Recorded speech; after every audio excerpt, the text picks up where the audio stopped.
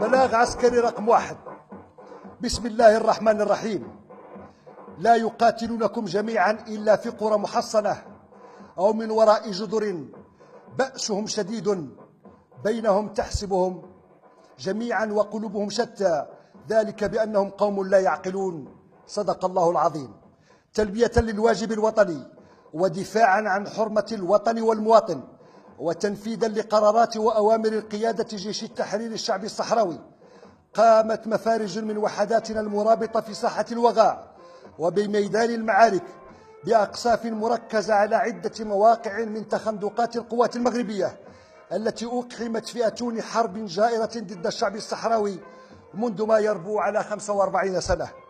وفي هذا السياق فقد شهد قطاع المحبس قصفا مكثفا على القاعدة رقم 23، كما شهد قطاع حوزة هو الآخر قصفا مماثلا، وتحديدا بالقاعدة الرابعة والشنيط 71، فيما كان قطاع أوسرد على موعد مع ضربات جيش التحرير الشعبي الصحراوي المعهودة، وهذه المرة على القاعدة 17 وصنيط 172.